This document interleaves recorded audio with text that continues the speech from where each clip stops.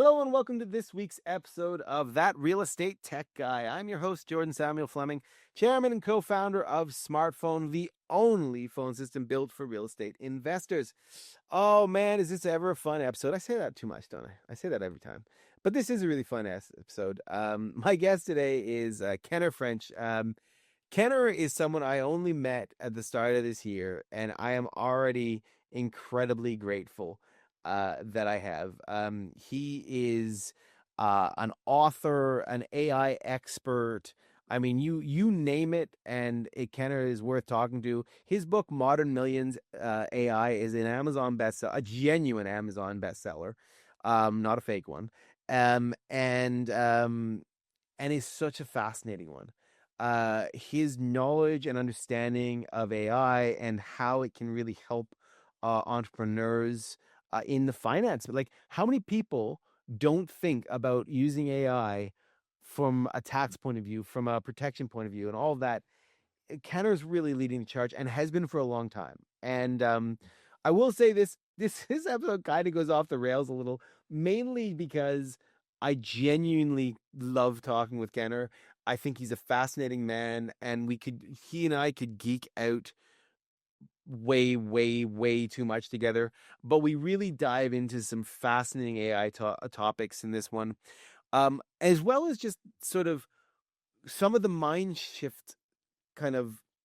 shifts that need to happen for you to become an AI first company and to really is an AI first person in terms of how you approach work. And that's where I think Kenner is, his ideas and the conversation we could have back and forth. I learned something. I always do when I speak to Kenner. I love his enthusiasm. I love his his background and his experience and what he brings to the game. So you're gonna love this one, and I'm gonna shut up now and let you dive right in with Kenner French, author of Modern Millions AI. Let's get right there. And I'm live with Kenner French. Kenner, thank you so much for joining us today. And I'm excited because I've had one great conversation with you, and I'm excited to have a second great conversation with you. Why don't you just give a little introduction to yourself and some of the things you're involved in? I'm a famous author. That should be the first thing. You like that? AI, the number one book in the entrepreneur space for Amazon. So that's all you need to know. Just kidding. Yeah, I wrote AI, number one book in the entrepreneurial space, which blows me away. I've been doing artificial intelligence for years, started in 2010. And basically now I'm kind of starting to get a name. But my backstory, I live in Washington State, Bainbridge Island, right outside of Seattle. Went to Washington State University, Harvard, started working with small business owners, pretty much basically right out of, right after Wall Street, if you will. And then came on board with a company called at the time, Coons Financial, 2006. And then I've taken it over. Now it's vastsolutionsgroup.com. We do tax finance and artificial intelligence. Along the way, I've written a couple other things. I'm a tech writer for the AI Journal, written for Forbes.com. But now really I'm running the company and having fun doing the old Modern Millions.ai road shows, and I'm having a blast. Well, I'm super excited to geek out with you on a number of things.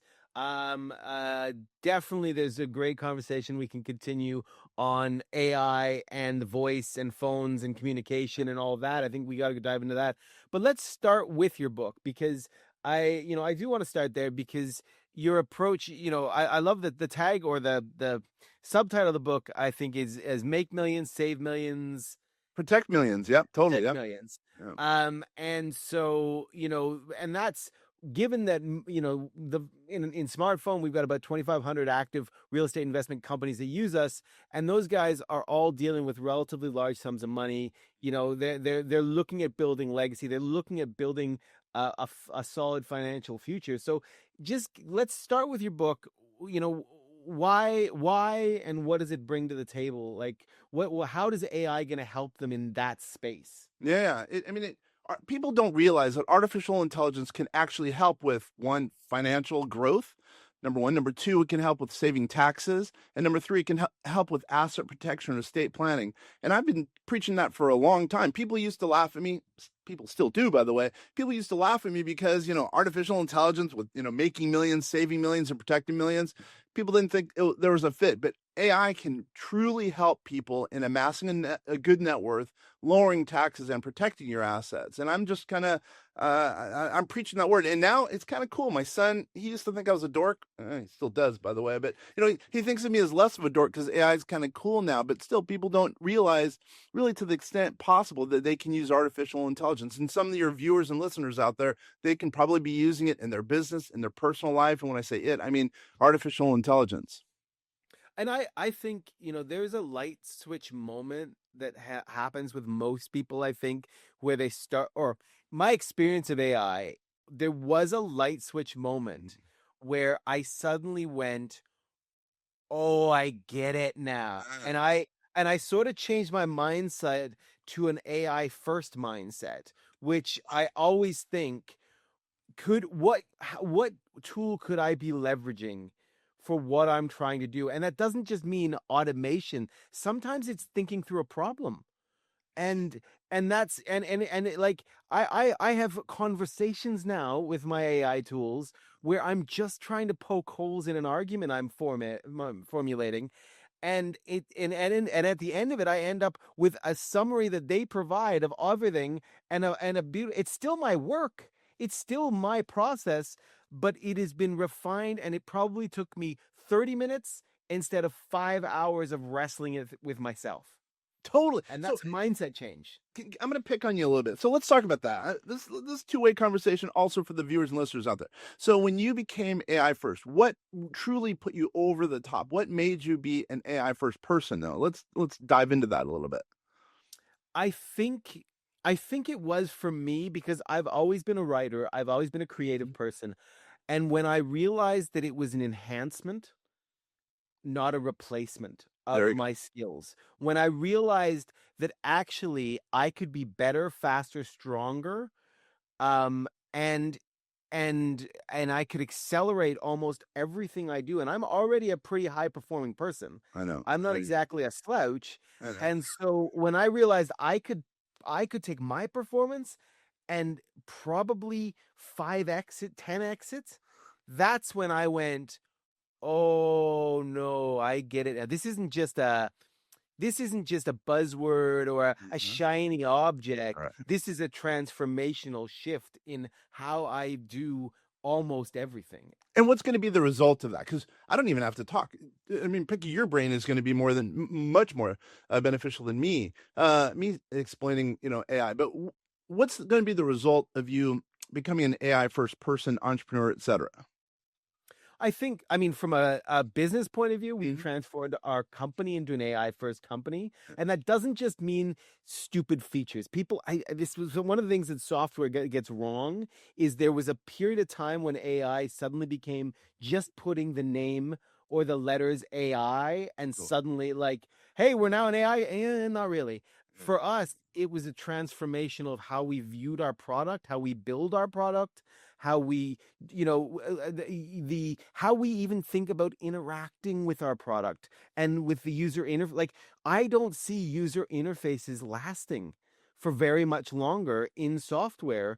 What is the point of me looking at a system and navigating menus when I can simply say, "Oh, I need to do this. Can you give me queue up the top 10 people I need to call and start calling them for me, please?"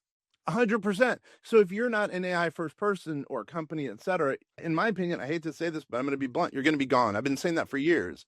And it really is true. You have to adopt AI. If you're not going to be the one adopting AI, AI is going to it's going to beat you. And it's not good enough to just say, oh, I'm an AI company. No, you got to use it I think, for the foundation of your company. I even say for the foundation of me as an emotional being. I know it sounds weird because I'm always talking to my AI. I mean, too much so, frankly. I know I'm a little nutty, right? I fully admit it. But if you're not an AI company first, et cetera, you're going to get lost. You really are going to get lost. You're going to get replaced. Because now I got to tell you, AI, you could just talk. If the way we set up, you can talk into an AI model, and it can spit out an app. It can spit out the whatever your goal is, and it's gonna. We haven't even started. AI is the worst it's ever going to be. It's going to get a lot better, especially combine that with quantum computing, which I won't get into. In this book, the book really goes into more details about this exact topic of becoming an AI person or an entity first. It will completely shape one's lives going forward. And what I love about that, that approach, and I think it does take a bit of a mindset shift, right? Like not everybody, it is a mindset shift, but once you do it, once you suddenly kind of, once that kind of cloud lifts and you see this almost entire new landscape that you kind of didn't realize was there, the possibilities of from a business perspective, from a personal perspective, from almost every perspective, the possibilities just get enhanced to an almost unbelievable degree. I used to, as an example, so I've designed most of our product for 8 years. You personally, Designed, that's pretty. not built. I'm not a coder. Yeah, I, yeah. I can't code. But so I used to literally get in Lucid Chart and I would draw boxes and wireframe like we used to wireframe software. I can now go into my vibe coding app that we have that's very private in our infrastructure and all that. I go in there and in the other day, in about 2 hours, I built a prototype for a new feature of the product that I want to do that fully works in itself and that now I can hand over to my technology team who code probably 70% with AI now. I can hand this over and I can say, this is how I want it to work. They can see it and they can just take that code and then start working with it in the infrastructure element, which is the one weakness that AI has now. It will not have forever. But Mhm. the one weakness of vibe coding right now is that, yeah, you can go and vibe code everything all day long, but it's going to have a capacity problem in terms of scaling the infrastructure to deliver to a lot of people, a lot of traffic. Because just because you wrote the code doesn't mean you have that back end element of being able to manage, 1,000 people making calls at the same time. Mm-hmm. So, That's the and weakness. some people, yeah, there's some people might not know what vibe coding is. So I'm going to give an example, and I'm going to pull that out of you a Please. little bit. So, I was down in on my book tour. I was down in LA, and I finished the presentation pretty quickly. There were about 8 entrepreneurs, big time entrepreneurs, and they're all real estate investors, right? And I finished my presentation early. And I said, well, instead of me talking about AI, I'm going to show you how it works. And so I said, give me a couple ideas that really would help you as far as an app goes.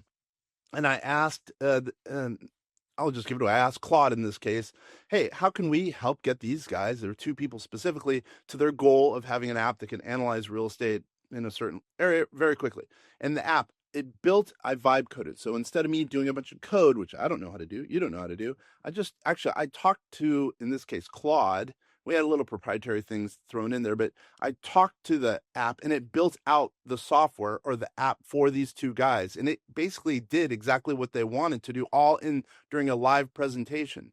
So meaning, again, instead of typing it out, which takes days, months, years, I just spoke to the computer, in effect, or my phone in that case, and it gave them exactly what they needed. And if you have that internal, by the way, that's awesome.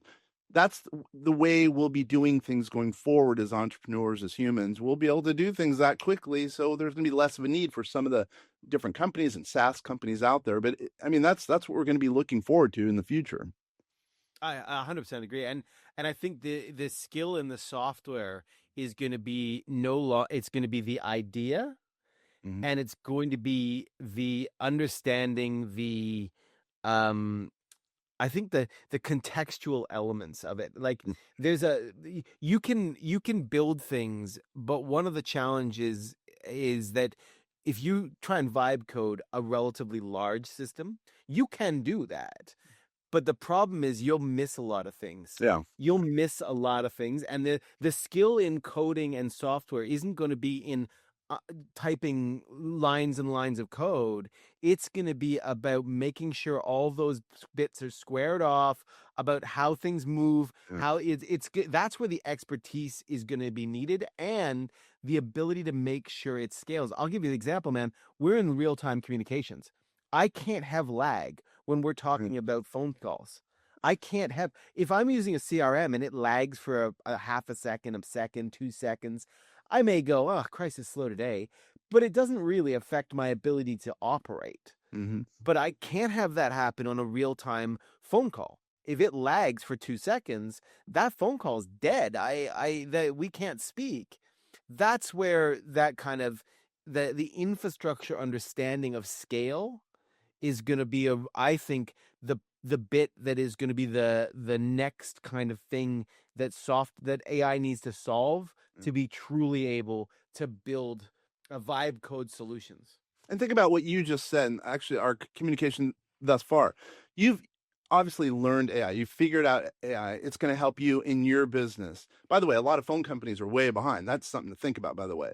And that's going to help you that much more be able to gain more clients, gain more customers, and beat the competition because you've adopted AI. You're doing vibe coding internally, as you said. That's something really to think about, because the people who are adopting AI in my book, it would be solopreneurs typically, or real estate investors, but the people who are adopting are going to be so far ahead, it's going to be hard to catch up if you haven't. So I guess one of my messages would be, hey, if you're not adopting AI, if you're not an AI person entity first, you could be a thing of the past. At least the takeaway from this, please think about adopting AI and becoming an AI first entity.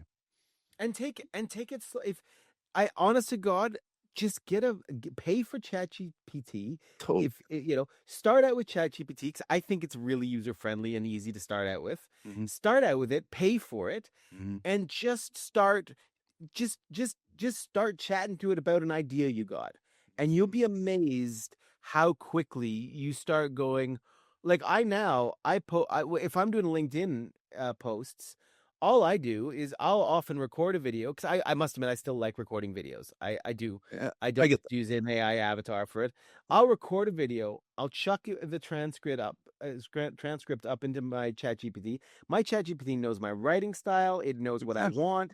And I just say, give me 3 LinkedIn posts based on this content that are aimed at these people, and the call to actions are this, this, and this. Go. And in 20 seconds, I have three what good enough to post, but usually I tweak You have slightly to based tweak it. on I know you do. you Yeah. got to tweak a little, but that saves me. I can do 3 posts with the recording and everything, and some video tools with AI. I can get all that done in 45 minutes. Yeah. Versus, I don't even know, massive Six amounts hours, otherwise. 7 hours, 10 hours before, or hiring a video guy to do this and do this. It's all done by me in 45 minutes. And you brought up something interesting there. There's still some human component that needs to be, in my opinion, needs to play into it. Maybe even in the future, there's always going to be some human component. But what I would say is, people say, oh, AI is always wrong. Well, yeah, AI is going to be wrong. It's the worst it's ever going to be, just like I mentioned. But what I would say is, we did, again, we've been doing AI since 2010. We had our own model, our own tax model, 2018, called Einstein. We figured out there's a 14% what we call a sigma rate, or error rate, right? Error rate, I should say. So, okay, if AI is wrong 14%, 14% of the time, humans are probably going to be wrong a little bit more, but the combination thereof brings down the error rate, meaning humans working with AI will bring down the error rate, or sigma rate, down to, well, let's say it's 10% as an example. And that's better than humans. It's better than AI. And what I would say is that's helped us to mitigate and lower tax liability for entrepreneurs, because we have the combination of tax attorney, and then a CPA as an example, other tax people combined with the AI model. It's the only way to, in my opinion, it's the only way to go if you want to really affect change as an entrepreneur, for you and phone system, and us in tax and finance. Now, I'm sorry to interrupt this amazing conversation, but I wanted to make sure you knew that Smartphone, the only phone system built for real estate investors, connects to the best-in-class real estate investing CRMs. And because, as it's my show and I am co-founder and chairman of Smartphone, I got some great deals for you. Click the link and take advantage of 5,000 minutes free calling with Smartphone, the only phone system built for real estate investors. Click and call. Close more leads. Back to the show. Let me ask you, when obviously you not only do you have the business that handles the sort of financial bits, but you also consult. You also consult to companies around AI. A little bit. We're going to open up here a little bit more so and do that, because everyone's asking us, because we've been doing it for so long. People are asking us to do that for them. So we're opening that up. Yes. But before, it's been behind the curtain, but now we're opening it up. Oh, Yes. okay. I didn't realize it's so behind the curtain. I'm sorry. I'm outing you. No, I, well, I think as well. I mean, um, there's a real lack. of people in a lot of spaces that are genuinely knowledgeable. Mm-hmm. There's a lot of crap, and there's a lot of people who talk big Yeah. games, but not a lot of people who actually are knowledgeable. And I could imagine how, even okay, whether it's in real estate, but actually, honestly, I would bet that you could retire on just helping accountancy firms get their head out of their ass. Because accountancy firms historically are the slowest moving people. I mean, Jesus, they still want you to fax shit. Yeah. Like, like it's like, can we cut you a check? I said to my accountant the other, like, they were asking me where I wanted a check sent. I was like, I haven't had a checkbook for 20 fucking years. Like, what are we talking about here? Are you kidding me? Are we in this position where we're still using checks and faxes? Like, what's going on? I've kind of that's funny you said that. We kind of, because I've been trying. I run this thing in Clubhouse, the social media thing. I have 10,000 accountants and tax professionals, and forever I'm beating my head against the wall, saying, "Hey, you guys got to adopt AI," and it's been slow. Same thing with insurance. There are certain industries which they're very slow, but tax especially.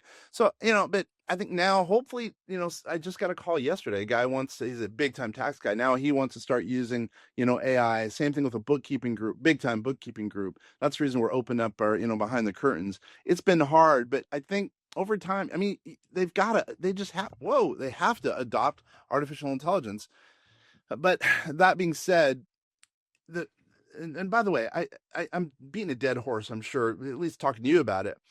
But pretty soon, so many things are going to be automated. It's going to be one of those deals that, you're going to be able to just go to a website and get all the information you need about everything, which it kind of is the case now, and specifically even taxes. So this is a long explanation, but we signed this thing called the MIT, Massachusetts Institute of Technology open source pledge. So a lot of our technology is going to be out there free, as an example, because people are, you could do our stuff almost now on your own. It just takes a little bit of vibe coding, right? For the people who want access to our technology, it's going to be out there. If people want us to help them, as an example, CPAs or tax people, or or even lawyers, whatever the case, in putting together AI, we'll do that. So there's going to be kind of two levels of service. People who just want the technology, they can have it, or the people who want us to do it for them, help them with the technology, we will do it and then charge a premium on it. Well, and I think that brings up a really good point about the future of SaaS, because it's very easy to say, oh, in the future, everyone will just be able to make their own stuff. Oh, Have you talked to people? Do you know how goddamn lazy most people? exactly. Yeah, I know. And also, like, people, it's not even about the tools have been available. A lot of tools have been available to people for a long time, and yet we're still using faxes. Totally. Or like, so I don't really, as a software company myself, I'm not sitting there worried that everyone's going to start vibe coding phone systems on me. I'm like, well, good luck, good Yeah. luck, TC, and good luck on that first TCPA lawsuit, and and all that. So there's still a need for it.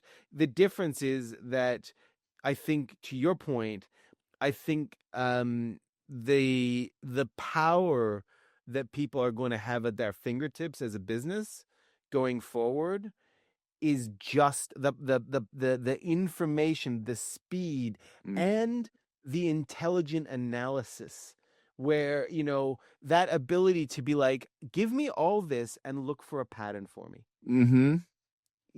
I don't understand. I did the other day. I took our churn customers for the last 6 months, put it into one of my my AI models, and I went, fine. Here's all the variables. Yeah.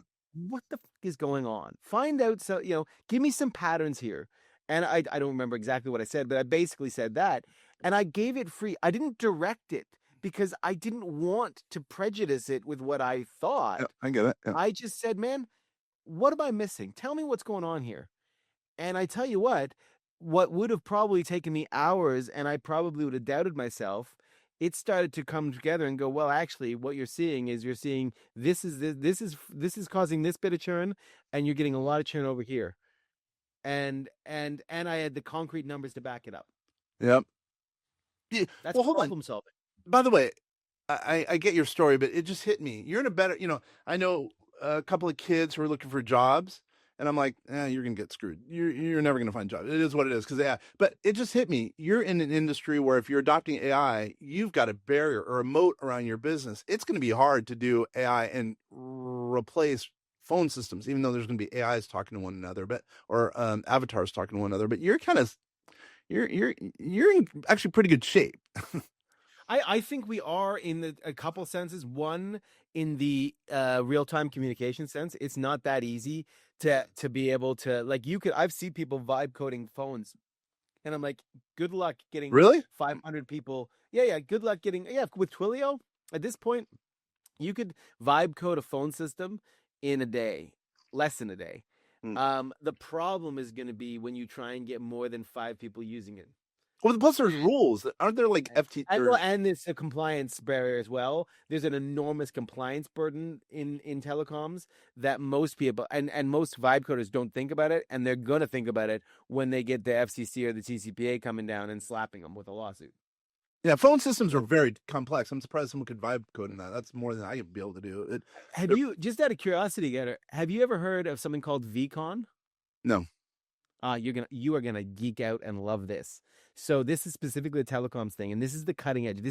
We're at the start of the VCon revolution right now. Please tell me. I'm gonna like this. I could tell. Well, and smartphone has redeveloped our entire infrastructure to take advantage of VCon. So VCon stands for virtual conversation, and what it is it's about taking communication, conversations that happen in telecoms, a recorded call, right?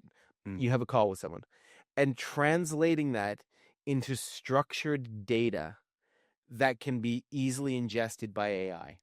So and it solves one of the biggest problems with voice agents, which we've already solved using VCons, which is memory, rapid recall of conversations and information.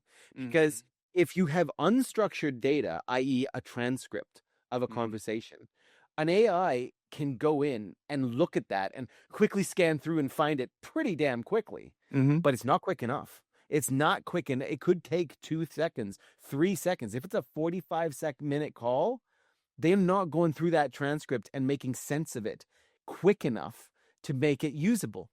But with VCons, because we're essentially taking and smartphone is now built its infrastructure so that every call that is made in our system is immediately converted into a VCon, which is a structured data format that is built inside of our platform, and our agents can access any communication in under 5 milliseconds, and can gather and can get all the key details because it's broken out in structured way like a JSON string. But okay, I'm gonna pull some more information out of you. So what's the result for me? Because I'm a small business owner. We have 14 people. Really, let's say 10 people. So I know we're smaller than your normal client. So let's just say we have 10 people, or we don't make very many calls, but let's assume we made mass calls. What's the result? What's the benefit for me? And I want to know the bottom line, how much money it's going to make me or save me. Well, here's the benefit. Say you've got now, this probably isn't applicable to your business, but you know a lot of real estate investors. Now, how many real estate investors? I'm a real estate investor too, by the way. Okay, well, how many real estate investors do I know that are shiny key people and only look at new leads, right? Where do I get more leads from? And they've got probably 300 leads sitting in their system that they kind of just went, and they don't really pay attention to. Well, AI can That's us, by the way. Okay, well, so we're building with our voice agents.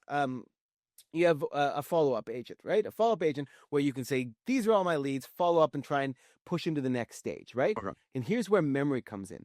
Because memory is the context is currency in sales, and memory is the key to context. True. Right? Because essentially, when you know yourself, if you're following up with someone and trying to build trust and relationships, the best way of building trust and relationships is what? Is saying, oh, Kenner, last time we spoke, man, Exactly. you were going to have to talk to your wife about whether or not that property on Elm Street you wanted to get rid of or not. Did you have a chance to make that call? 100% right. Benefit of That's the benefit of building memory in the right way, because your agents are suddenly going to not go. So if someone calls in and go, wait, didn't we speak before? Your agent's going to be able to go, yeah, we spoke 2 weeks ago, didn't we? And you had to go, you were going to go on holiday. You're going to go on a vacation. That it can't do that unless it has instant access to that information in a way that it can make sense of it quickly. Got it. That's where this is gone. And we've built that entire infrastructure in smartphone now. And every single call that's made in smartphone now is structured data in that way. So that when our agents are using every call you've ever made in our system is structured in that way. So if a lead comes back 5 months later, 8 months later, 10 months, 2 years later, and says, hey, they go, oh yeah, well, of course, last time we spoke, this happened. And that's instant connection and instant rapport. That's a That's the huge value. deal. I would agree with that. Everything you've said is accurate. Yeah, that's a big deal because if they can recall information, it can help propel the sell that much quicker because there's that trust factor that's already built up. Which and if you've done anytime you're in a sales relationship in a real estate environment, when you're trying to build trust with people to build that relationship so that you can go moving forward, little things like that are big deals in terms of that when you follow up and you're following up with the full context and you're remembering, oh man, last time we did this, that trust is implicitly enhanced, and AI agents can do that now. And that's already set up. I didn't even know that. And that's already set up. Yeah, I'll show it to you if you want offline, if you, because you like myself you're way more knowledgeable obviously about AI than me. But I mean, I can see you'd love this stuff, and I'd Yeah. be happy to talk you through it, because it's the idea that we can now provide agents with all this context means that and they can access it rapidly, and that's the key. It's instant recall. And that suddenly turns your follow up, your AI agents. I was testing some of our voice agents today, and I was testing it with oh, why, oh, can I ask you why you want to sell your house? Oh, well, my wife's really sick. And the agent came right back in saying, I'm so sorry you're dealing with that. Like, and referenced it throughout the call. Was Yeah. like, and at the end, when I said, listen, I can't talk now. Can we talk tomorrow? They scheduled the meeting with me. They sent me a Google invite, and they closed the call by basically saying, I really want to send my best wishes to you and your wife. I hope she if everything goes well with her. And the AI agents are doing that because of the way AI, because this is the bit, don't you think this is the bit that people don't understand about agents versus like call scripts and Normally. chatbots? Most people think you've got to prescribe everything, which you do in chatbots, but agents, you train and set parameters of behavior, and they navigate the conversation based on that. Yeah. I And mean, that I don't love artificial intelligence. I love the result of artificial intelligence and getting us closer to what we need are AI agents, meaning just like you're saying, I don't want to type things in and do prompts with an AI model. I want the AI to think of it. I want the AI to be a chief financial officer or a certified tax advisor. I want the AI to be able to do it as an agent because it gets you closer to freedom, spending time, with your family because you're making a lot of money as an entrepreneur with lower costs. That's the and by the way, by having an AI, people say, "Oh, AI is going to do away with a lot of jobs, etc." Yeah, that might be the case, but it also will lower the cost of entry for let's say clients or customers who are trying to get into a product space that they can't afford. So, meaning, let's say like us, our tax advice. You know, if they go on our model, or no, better said, our bookkeeping. We have a bookkeeping process or system or platform called Vast Bookie. It's free. People can go on our platform and use it for free. Now, the way we can do that is because of AI. I love the fact that I can give someone access to free bookkeeping where they don't have to pay $20 a month or $40 a month for software or to pay $300 a month for a bookkeeper when they can just use a model. So, meaning for free. So, meaning it's going to be beneficial to the human race because of AI. Sure, some people are going to be out of jobs, but then again, think of all the people who are going to be able to use software in this case to lower their taxes, to do bookkeeping as a result. And I think it helps humanity. And I know we're in a big race, by the way, with other countries. Hopefully that'll go away. But uh, I mean, again, my point is that I think with AI, it'll lower barriers to access to products to services because of the artificial intelligence. And I don't like AI as it speaks, but I like AI in the result of what AI does down the road. I mean, this may be too. I agree with you, and this may be too controversial, high level, or whatever for Oh, I don't like yeah. this. But well, I had an argument with my mother. So my mother is 77, 97. That's Never argue with your mom, but like, yeah. well, I had an argument about. Oh no, it wasn't an argument in a bad way. It was we were talking about AI, and she Uh, can't quite wrap her head around a lot of this stuff. And the conversation where it relates to exactly what you said was, well, but how are people going to live? Like, how are people going to have jobs? Is that right? And that's a legitimate. There's legitimate questions about a lot of this, and I sort of in my head, if I think about the human experience, you know, we are not necessarily put on this earth to drudge ourselves through pain. yeah, Right? Like in my view, and I think AI, I think our capability of being able to take ourselves out of the need to do those kind of mindless grinds is only going to be enhanced and accelerated by this. But the problem is we've got to find a way, then either a financial model or some way to let people live. And this, to me, I think this is going to be the hardest conversation that yeah. we have to deal with over the next 30 years. How do we transform society from a pay per hour position to not? So hopefully this isn't too That's a nerdy big for me. question. Yeah, because yeah. So I think it brings up now. There's an ethical. I take the low road. I've always been able to say I'm not smart enough to figure out the ethics of AI or what we should do down the road when it does do away with some of the jobs. Right. I know it's bad, but that's over my pay scale. Um, I think what you've said is the road down which I believe society will go. Why are we working for people, for entities, for government? I mean, we as humans, there's no reason for us to be working. If we could do more creative things, maybe that's better. Maybe if we want to do more recreational things, maybe that's better. That's the way I look at it. So just like what you're saying, although never argue with your mom. Mom's always right, but what I would say is, who knows? Maybe there's going to be universal finance or universal income. I don't know, but that's a big question. But why as humans have we decided to work for a company when the model now, because of technology, can make it so we could go, I don't know, pick daisies. I don't know, go play sports. I don't know what the case is, but change the kind of the human philosophy to be recreational versus be working 8 hours a day of the 24 hours in a day, as an example. I think there's a great conversation that we're going to continue to have as a society around universal basic income models and how we transform society when technology can do all of this. We're going to have to find a model Yeah, where people can invest in their lives as not as not a value is based on the income you generate.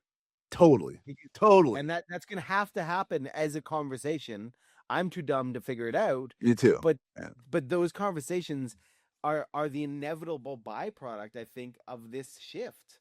100%. And then, by the way, couple artificial intelligence with quantum computing, which makes AI look like it's, writing on tablets, carving into tablets.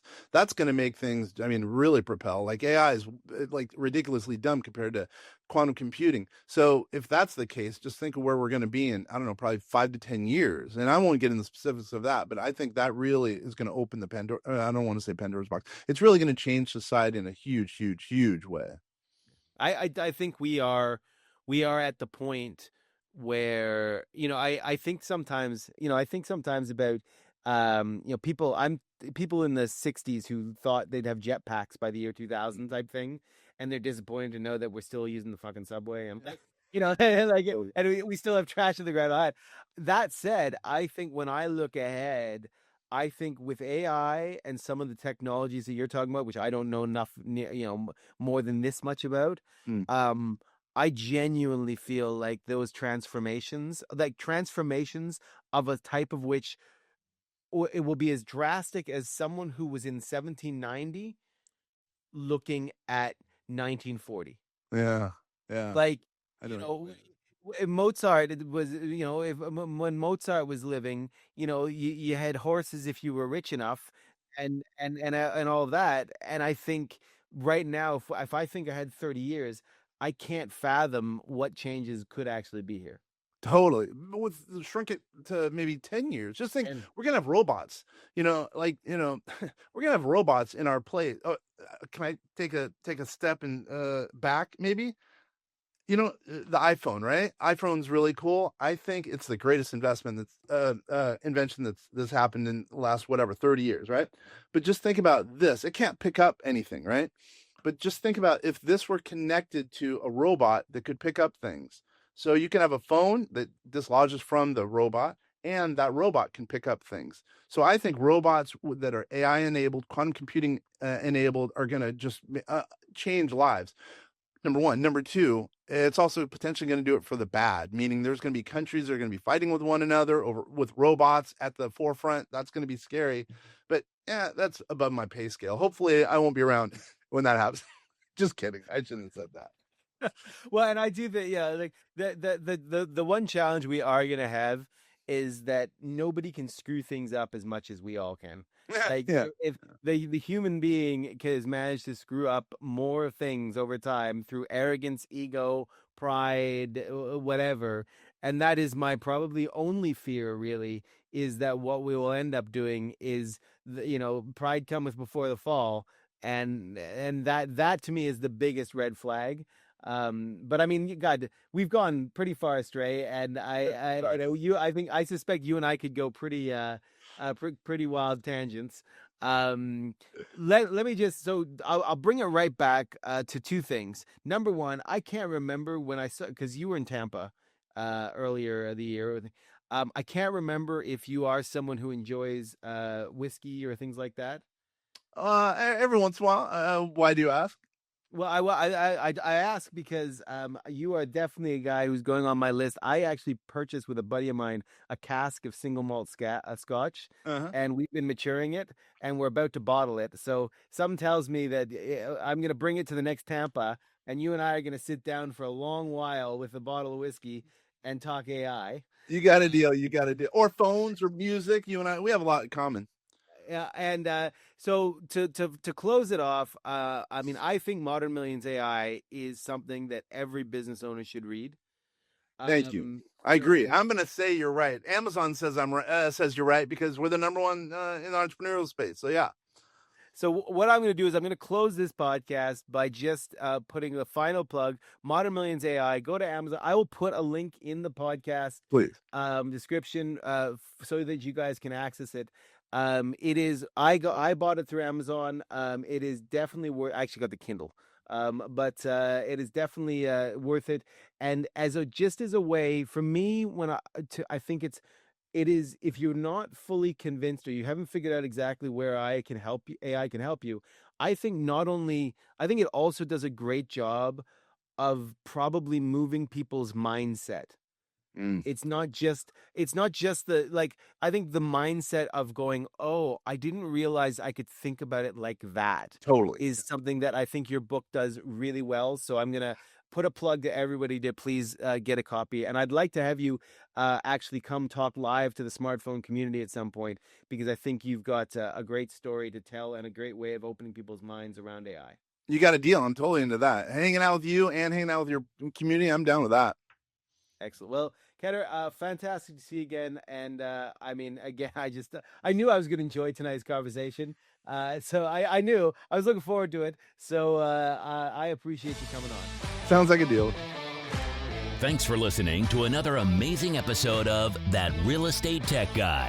Head over to thatrealestatetechguy.com to check out all episodes and get special discounts on tons of awesome real estate technology platforms.